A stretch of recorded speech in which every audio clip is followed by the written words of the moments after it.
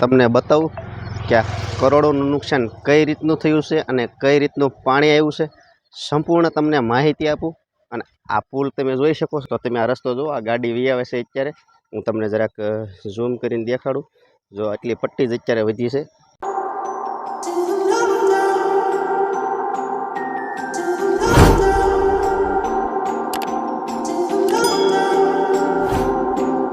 હાલો YouTube family, કેમ છો? બધા મજામાં છો? તો અમે પણ બધા મજામાં છીએ. તો તમારા બધાનું સ્વાગત છે મારા એક નવા બ્લોગમાં.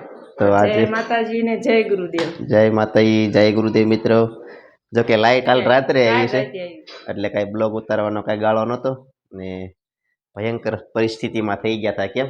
અમારે તો જો ફળિયામાં પાણી આવી ગયું હતું. અમને બીક લાગતી હતી કે અમને રૂમમાં વહી આવશે એમ, કેમ કે અમારે નિશાળો રહ્યો એટલે થોડુંક આમ કેવું આવે કે પાણી આવી જાય. મારા મોટા ભાઈના ઘરે આખું ફળિયું ભરાઈ ગયું હતું. ત્યાં તો આખું ફળિયું ભરાઈ ગયું હતું. આ ફળિયામાં તો મિત્રો છે ને, આ બધું મારે પાણી અહીંયા સુધી હતું. આ બ્લોક સુધી પાણી હતું અને મારે આ ઓલા પણ અંદર ગરી ગયું હતું પાણી. અને આ મારા ભાઈના ઘરે તો ઠેઠ ગરી ગયું હતું. અમે બધાએ ઉપલા ધાબા ઉપર જવાની તૈયારી કરી નાખી, પણ સંજોગે જરાક અમથું 1 ઇંચ અટકી રહ્યું એટલે આપણે કાંઈ એટલો બધો પ્રોબ્લેમ આવ્યો નહીં. નકર તો આપણે એ સુવિધા હતી જ તે ઉપર. કાં નકર તો ઉપર જવું પડે. શેરીની પરિસ્થિતિ જોવો હતી મિત્રો અત્યારે અમારી શેરીની. હાલ જ્યારે પાણી હતું ને, એટલું પાણી હો, આ બધું ડૂબી જાય. આ ભાઈનું તમે બધાએ જોયું હશે જ્યારે મેં આગલો વિડીયો બનાવ્યા. પછી તો કે આપણો ફોન પણ સ્વિચ ઓફ થઈ ગયો હતો. આ શેરીની હાલત બહેતર થઈ ગઈ હતી. હાવ આપણે બહુ મોટું નુકસાન થયું છે. અને કરોડોનું કહેવાય ને તો ના નહીં એવું નુકસાન પણ તમને હમણે બતાવું. તો રહેજો વિડીયોમાં, કારણ કે નુકસાન એવું છે ને. હો, પુલ તમે બધાએ જોયો જ હશે. પુલ પણ અમારો આખો ગાયબ થઈ ગયો છે પાણીમાં. પાણી પણ હજી જાય છે. અને અચાનક જો કે હણોલના ડેમના બાવણા તોડ્યા હતા, એટલે અમારે આ બધું છે ને પાણીની, તમને ફરીવાર પાછો કહું છું, ફળિયામાં પાણી આવી ગયું હતું. અને અમારો બધો વિસ્તાર છે ને નિશાણવાળો વિસ્તાર કહેવાય. અને હજી તમને આ નુકસાની પણ જાઉં છું પુલે, અને તમને બતાવું. કવડો પુલ છે, બધો પાણીમાં ગરકાવ થઈ ગયો છે. કરોડોનું નુકસાન છે સરકારશ્રીનું. આવી ગયો છું રજાવળીના પુલ ઉપર, અને ચાલો તમને બતાવું કે આ કરોડોનું નુકસાન કઈ રીતનું થયું છે અને કઈ રીતનું પાણી આવ્યું છે, સંપૂર્ણ તમને માહિતી આપું. અને આ પુલ તમે જોઈ શકો છો મિત્રો. આ કેટલો મોટો ઉપરથી હતો. આ 25 ફૂટ વધારે છે.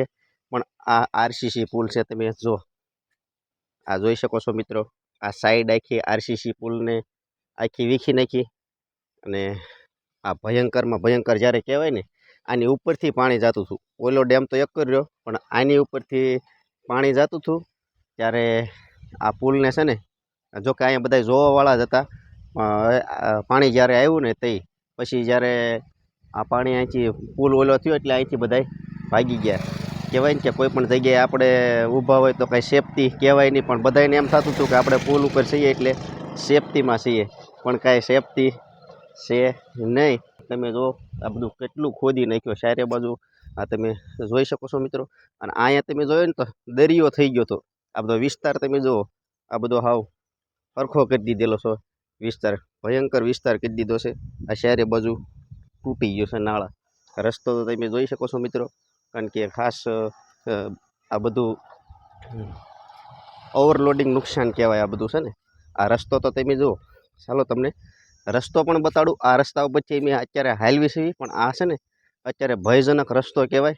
જોકે હલાય નહીં, પણ અમારે જવા માટે અત્યારે કહેવાય ને પાલીતાણા અને આકોલાળી જવા માટે આ એક જ અત્યારે રસ્તો. પાણી આવે ને એટલે અમારે વહેલા છતાં વહી આવવું પડે. અમારી માટે આ પુલ છે ને એ, જોકે અમારે વરસાદ આવે તો અમે વહેલા મોડે સુધી કામે બેસી શકતા, પણ હવે બેસી શકીએ નહીં. તો તમે આ રસ્તો જુઓ. આ ગાડી વી આવે છે અત્યારે. હું તમને જરાક ઝૂમ કરીને દેખાડું. જો આટલી પટ્ટી જ અત્યારે વધી છે. આ પટ્ટીની અંદર અત્યારે આ સાઈડનો એટલો રોડ હતો. આ એટલો રોડ અહીંથી સામે સુધી એટલો પટ્ટો ઉપડી ગયો છે, અને એટલો પટ્ટો વધ્યો છે. આ પટ્ટી પછી અત્યારે ગાડીઓ હાલે છે.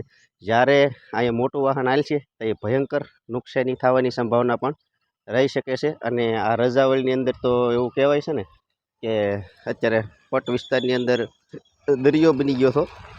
હણોલ ડેમના અચાનક જ દરવાજા છોડવામાં આવ્યા હતા, તો એ જગ્યા ઉપરથી આ જગ્યા ઉપર એવું બની ગયું હતું કે ભાઈ અહીંયા કોઈ, જોકે તંત્ર એલર્ટમાં જ આવી ગયું હતું, કારણ કે ઘણા બધા માણસને આની અંદરથી રેસ્ક્યુ કરીને કાઢવામાં આવ્યા હતા, કારણ કે આ બધા ફસાઈ ગયા હતા. ઘણી ગાડીઓ પણ અંદર પાણીમાં વહી ગઈ હતી. આ તમે જો, અત્યારે જો કે એટલે આ બીજો દિવસ છે એટલે બધું સરખું થઈ ગયું છે. નકર આ પુલ તો કંઈ અત્યારે આ જગ્યાએ હું ઊભો ને, એ તો કંઈ બિલકુલ એક પણ સહેજે દેખાતું નહોતું. અને ખાસ બીજું નુકસાન છે, પણ ત્યાં હજી જવાય એવું નથી. ત્યાં જો કે ગોઠણ સામો ગારો છે, અમારું શમશાન છે. હજી 4 જ મહિના પહેલાં દિવાલ બની, આખી દિવાલ શમશાન ઊંધી નાખી દીધી શમશાનની દિવાલને, અને શમશાન પણ અમારું પાણીમાં ગરકાવ થઈ ગયું હતું. જોકે ભયંકરમાં ભયંકર નુકસાન કહેવાય. સરકારશ્રીનું કરોડોનું કહો ને તો આ પુલમાં કરોડોનું અત્યારે નુકસાન થયું છે.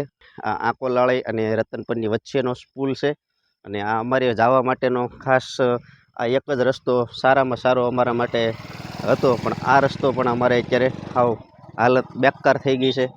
આ તમે જોઈ શકો છો મિત્રો. આ તમે બધા ખેતરના દ્રશ્ય જુઓ.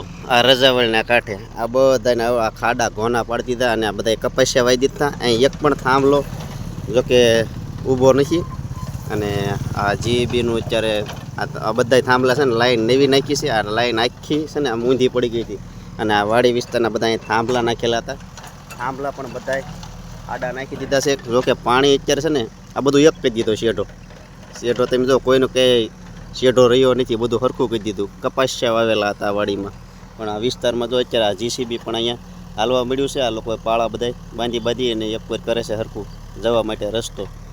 આનું કેવું સરસ મજાનું ખેતર હતું, પણ જો પાણાવાળું કરી નાખ્યું અને ખોદી નાખ્યું. હવે આ લોકો ખેડૂત છે ને મોટામાં મોટું નુકસાન અત્યારે અહીંયા થઈ ગયું છે. ખેડૂતને પણ સરકારને થયું ને એમ હારવાર ખેડૂતને પણ થયું છે. એટલે ખેડૂત બિચારો શું કરે, એ પણ આફતમાં મૂંઝાઈ ગયો છે ખેડૂત પણ.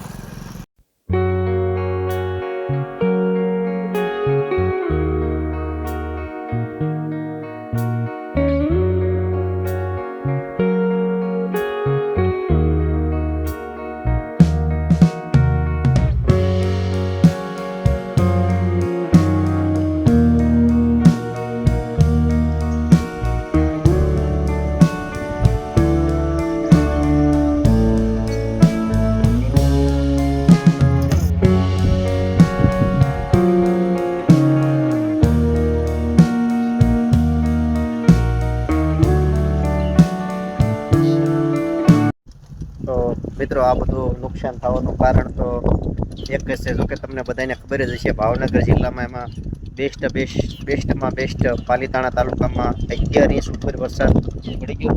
એના કારણે આ બધી નુકસાની બહુ જબરજસ્ત આવી છે. તો આ ભાવનગર જિલ્લામાં એમાં પાલીતાણા તાલુકામાં નુકસાની પાલીતાણા તાલુકામાં છે. તો તમને બધાને માહિતી તો મળી જ ગઈ છે. અને હણોલ ડેમના દરવાજા પણ તાત્કાલિક ખોલવામાં આવ્યા હતા, એટલે એના માટે થોડોક વધારે પ્રોબ્લેમ આવી ગયો હતો અમારે રજાવળીમાં. એટલે જો કે અમારે પાલીતાણા તાલુકાનું આંકોલાળી ગામ છે, અને હેઠવાણ વિસ્તારમાં લગભગ બધાને નુકસાની થઈ છે. તો બસ મિત્રો, આ સાથે આજનો વિડીયો અહીંયા જ પૂરો કરવી છે. ચેનલ ઉપર પહેલી વાર હોય તો ચેનલને લાઈક, શેર અને સબસ્ક્રાઈબ કરવાનું ભૂલતા નહીં. હવે મળશે નવા બ્લોગ સાથે. બધાને